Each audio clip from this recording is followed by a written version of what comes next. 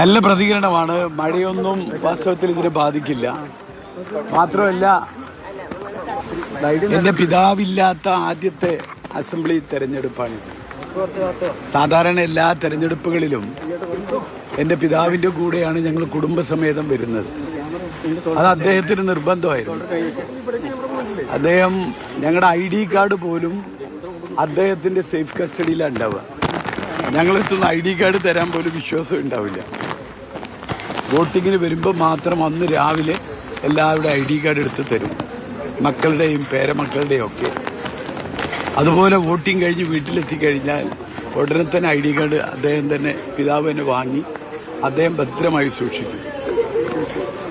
ഞാനൊക്കെ ID card ചോദിച്ചാൽ എന്നോട് പറഞ്ഞു, എനിക്ക് ID ആധാറും ഇൻകം ടാക്സും അതേപോലെ ലൈസൻസും ഒക്കെ ഉണ്ടല്ലോ, ഇത് വോട്ട് ചെയ്യാൻ മാത്രം മതി, ഇതിവിടെ ഇരുന്നോട്ടെ എന്ന് പറയും. അങ്ങനെയാണ്. ഇന്ന് എൻ്റെ പിതാവില്ലാത്ത ആദ്യത്തെ ഒരു അസംബ്ലി തെരഞ്ഞെടുപ്പാണ്. സാധാരണ പിതാവിൻ്റെ കൂടെ വന്നിട്ടാണ് വോട്ട് ചെയ്യാറുള്ള കുടുംബസമേതം. അതിൻ്റെ ഒരു പ്രയാസമുണ്ട്. എന്തൊക്കെയായാലും ഒരു നല്ല ഭൂരിപക്ഷത്തിന് ജയിക്കാവുന്ന എല്ലാ സാഹചര്യങ്ങളുണ്ട്. ബൂത്തുകളിൽ എന്താണെന്ന് വെച്ചാൽ 59 പുതിയ ബൂത്തുകളാണ് ഉണ്ടാക്കിയത്. 59 പുതിയ ബൂത്തുകൾ. നേരത്തെ 204 59. സാധാരണ ഓരോ വർഷം ബൂത്തിൻ്റെ എണ്ണം വർദ്ധിപ്പിക്കുമ്പോൾ ഒരു 5 ബൂത്ത് അല്ലെങ്കിൽ ഒരു 6 ബൂത്ത് ഇങ്ങനെയാണ് ഓരോ വർഷം വർദ്ധിപ്പിക്കുക ഓരോ തെരഞ്ഞെടുപ്പ്. ഇത് നേരെ മറിച്ച് 59 ബൂത്ത് വർദ്ധിച്ചതുകൊണ്ട് ബൂത്തുകളിൽ വോട്ടുകളുടെ എണ്ണം കുറഞ്ഞു. അപ്പോൾ സ്വാഭാവികമായിട്ട് വലിയ നീണ്ട ക്യൂയുടെ ആവശ്യമില്ല. ആർക്കും വോട്ട് ചെയ്ത് പോകാവുന്ന ഒരു അന്തരീക്ഷവും.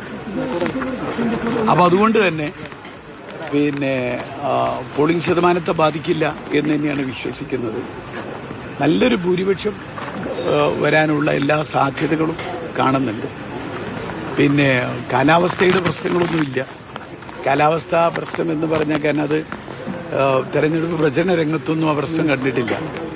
ഈ കോരിച്ചൊരിയുന്ന മഴയത്തും ഒരു കാലത്തുമില്ലാത്ത ആവേശവും ഒരു കാലത്തുമില്ലാത്ത ആൾക്കൂട്ടവുമാണ് UDFന്റെ ഓരോ പരിപാടികളിലും ഉണ്ടായിട്ടുണ്ട്. അത് കുടുംബയോഗമാവട്ടെ, എൻ്റെ പര്യടനമാവട്ടെ, കൊട്ടിക്കലാശമാവട്ടെ, പ്രിയങ്ക ഗാന്ധിയുടെ പര്യടനമാവട്ടെ, എല്ലാ പരിപാടികളിലും ആദ്യം മുതലേ ഒരു വലിയ ജനക്കൂട്ടം വരുന്നു. അപ്പോൾ കോരിച്ചൊരിയുന്ന മഴയൊന്നും അതിനൊക്കെ അതിജീവിക്കുന്ന വലിയ ആവേശം UDFന്റെ പ്രവർത്തകരിലുണ്ട്. അതുകൊണ്ട് തന്നെ പോളിംഗ് ശതമാനത്തെ ബാധിക്കില്ല എന്ന് തന്നെയാണ് വിശ്വസിക്കുന്നത്. മാത്രമല്ല, ഒരു വലിയ ഭൂരിപക്ഷത്തിന് വിജയിക്കാവുന്ന ഈ വിവാദ പ്രശ്നങ്ങൾ എന്തെങ്കിലും തിരിച്ചറിയാവുന്ന അവസാന ലാപ്പിൽ അങ്ങനെ ഒരു വിലയിരുത്തൽ. അത് യഥാർത്ഥ കാര്യങ്ങൾ ചർച്ച ചെയ്യാതിരിക്കാൻ വേണ്ടി ഓരോന്ന് വിവാദങ്ങൾ എന്ന് പറഞ്ഞുണ്ടാക്കുന്നതല്ലേ. ഇവിടുത്തെ അടിസ്ഥാന പ്രശ്നങ്ങൾ ചർച്ച ചെയ്യുന്ന തെരഞ്ഞെടുപ്പായി.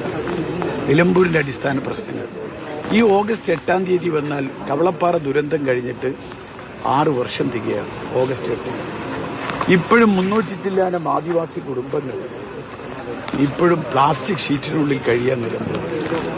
ഇതൊക്കെ പ്രശ്നങ്ങളാണ്. മാത്രം ഇരിക്കണം. അങ്ങോട്ട് ഇരിക്കണം. ഇത് അങ്ങോട്ട് കാരണം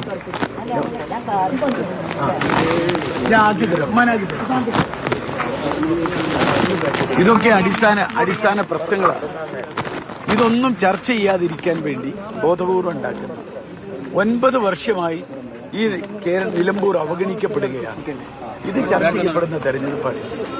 പിണറായി വിജയൻ ഗവൺമെന്റിന്റെ ഈ പറയുന്ന അഴിമതിയും അതേപോലെ തന്നെ അത് ജനങ്ങൾക്കുണ്ടാക്കിയ, ഗവൺമെന്റ് ഉണ്ടാക്കിയ ഒരു ദുസ്ഥിതിയും ചർച്ച ചെയ്യുന്ന തെരഞ്ഞെടുപ്പാണ്. ഭരണവിരുദ്ധ വികാരം തീർച്ചയായിട്ടും അത് നിങ്ങൾക്ക് കാണാലോ എവിടെയും.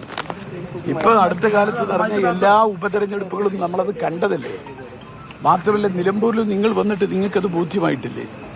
ഒരു വലിയ ഭരണവിരുദ്ധം എന്ന് പറഞ്ഞാൽ പോരാ, ഈ പറഞ്ഞ പിണറായി വിജയൻ ഗവൺമെന്റിന്റെ ഈ കെടുകാര്യസ്ഥതയ്ക്കെതിരെ, ഈ ദുസ്ഥിതി ഉണ്ടാക്കിയ കേരളത്തിൽ ഉണ്ടാക്കിയ ദുസ്ഥിതിക്കെതിരെയുള്ള ഒരു വലിയ പ്രതിഷേധം കേരളം മുഴുവൻ ആഞ്ഞടിക്കുന്നുണ്ട്. അതിന്റെ കൃത്യമായൊരു പ്രതിഫലനം കൂടി നിലമ്പൂരുണ്ട്. ഇതുവരെ സന്ദർശിച്ചില്ല. അത് വലിയ തരത്തിൽ വിവാദമാണ്. ഈ തെരഞ്ഞെടുപ്പ് ദിവസം പോലും അത് ചർച്ച ചെയ്യപ്പെടുന്നു. ഇതുവരെ ഞാൻ ഇതിലൊരു കാര്യം പറഞ്ഞത്, എന്ത് ശ്രമിച്ചാലും UDFന്റെ വോട്ടിൽ ഒരു വിള്ളൽ ഉണ്ടാക്കാൻ ആര് ശ്രമിച്ചാലും കഴിയില്ല നിലമ്പൂർ.